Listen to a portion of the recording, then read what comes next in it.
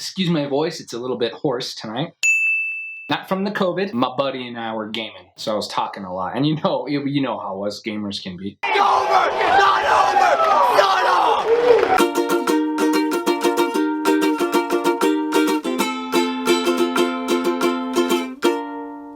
Hello everybody, welcome to Film Fireside. You asked for it and you're gonna get it. You're gonna get it! My top 10 list of 2019 is what we're gonna be discussing today. There were a lot of people who still voted on my Instagram poll for the 100 movies ranked list.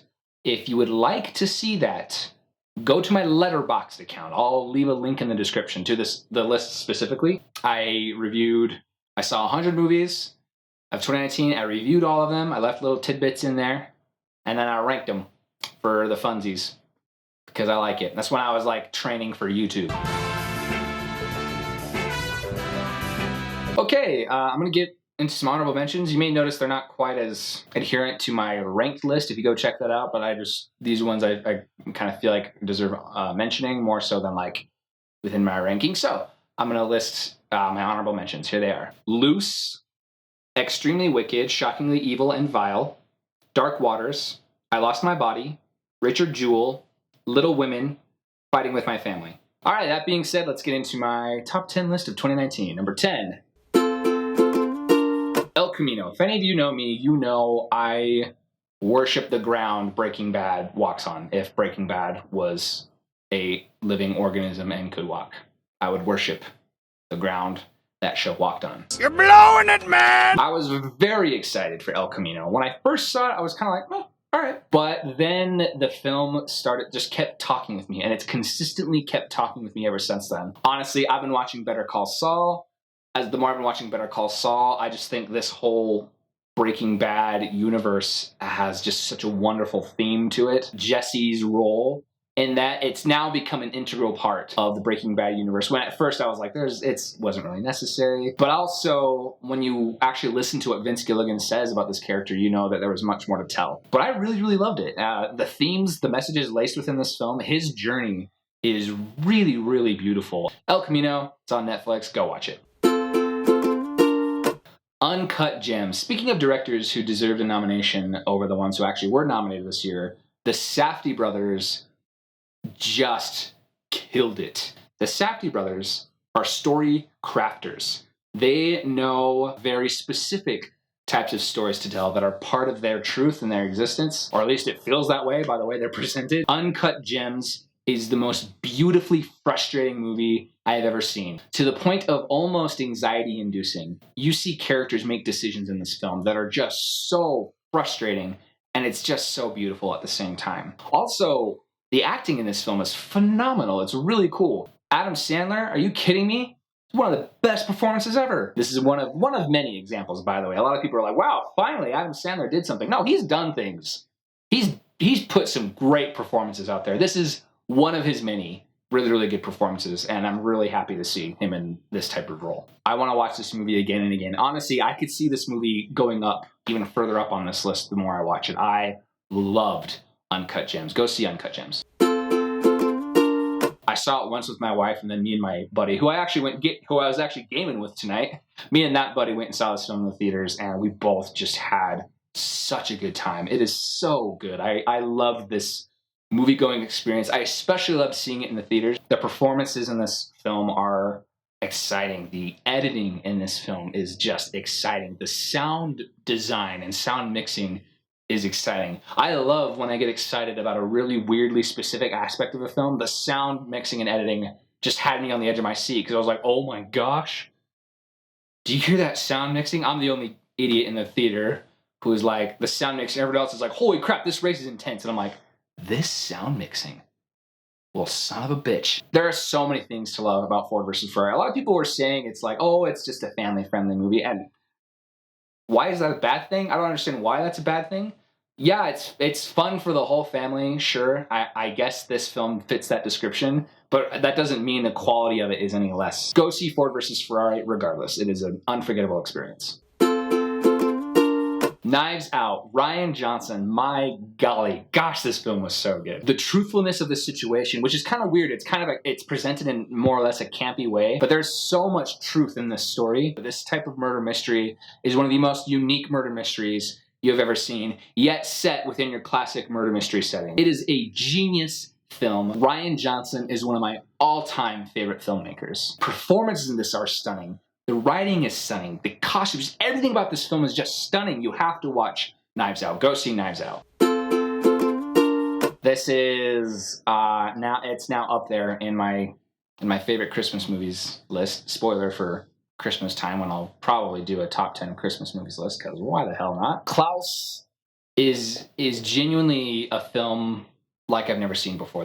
I really didn't have anything to compare this movie to. It tells a story that's been told a lot, especially amongst Christmas films, like the origin of Santa Claus. But I just think what made this film so unique was, first of all, its approach to the Santa Claus story. It seemed very original and very unique, not your traditional idea of how Santa Claus came to be. And also, the animation style of this film was breathtaking. It was eye candy. There was just so much eye candy within the animation. I felt happy just looking at the images I was looking at.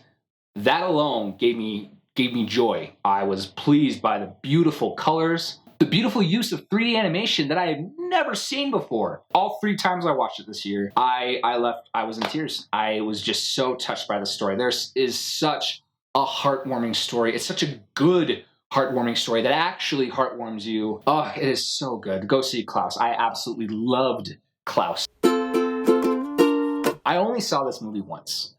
I'm confident at the fact that it is on my top 10 list. I have no desire to replace this movie with anything else, but I did only see it once. All the other films on this list I did see a few times. Now, I have a Down syndrome niece, so I was expecting for this film to be one of those like, okay, ready, cry, time to cry, ready, set, go, with just like really overly intense emotional situations that may have felt campy or cheesy, but this film is genius in its, at least for me, in its way of avoiding that. It was very close to doing that, and it avoids it in just such a beautiful way. It makes the story simple, which makes it feel more real. I loved Peanut Butter Falcon. Go see Peanut Butter Falcon. It's really great. Okay, well, spoiler time. If you've seen my top 20 of the decade list, you already know my top 4, so I'll really get a breeze to these ones because I already talked about them. But here we go. Number 4, Rocket Man. This film really affected me. I mentioned my top 20 of the decade, just how I think this is a staple for musicals. But regardless of that, the reason I love this movie so much and why I even consider it amongst the best of the decade is just the emotional response this movie got out of me numerous times throughout the film. Not just like a few times or not just at the end. I genuinely found myself really feeling for Elton John. If you know, he is the main producer of this film, and the story is his. And he was very vulnerable, which hats off to you, Elton John. Thank you for being so vulnerable, because it made a beautiful piece of art. I loved Rocket Man. You have to see Rocket Man. It's so good. I've already talked about this film. I love it. I think it's a masterpiece. I was saying this to my wife about Parasite. It feels like this was something that Vince Gilligan or Peter Gould wrote. Vince Gilligan and Peter Gould approached Breaking Bad, El Camino, and Better Call Saul very similarly to how Bong Joon-ho did, where they're very good at letting the film happen. They have very specific foreshadow. They have very specific themes, but they do it in a way that isn't them controlling the film. They let the film breathe. They let it live. It's its own living thing, and it can exist. And it exists within me. Parasite will never leave me. I just felt so affected by it. There's kind of a general like Breaking Bad feel. I don't know what it is. It's just within the realism or what, but Parasite is such a good movie. Go see Parasite. It's amazing. Jojo Rabbit. I loved Jojo Rabbit. I was so surprised by this film. I was already excited because I knew like What We Do in the Shadows. I just love Taika Waititi. Also, like Thor Ragnarok was awesome, you know what I mean? But I wasn't ready for this film to be like this good. I was rooting for this film so much this year. I genuinely think everyone needs to see this film. All right, my number 1 film of the year. You already know what it is probably. If you saw my video, top 20 of the decade video. But if you didn't, you're all surprised. And you're going to be like, whoa, that's his best movie of the year. Cool. 1917 was directed by Sam Mendes. I've never had a film bring me back to the theater 5 times. What this film felt like 30 years from now, all the film students are going to be like, man, if I could go back in time, I wish I could see 1917 in theaters. I just felt that about this film, that this film is just going to go down in history as an unforgettable cinematic masterpiece. And I was like, I can't not experience this movie in the theater again and again and again and again. I wish I'd gone more.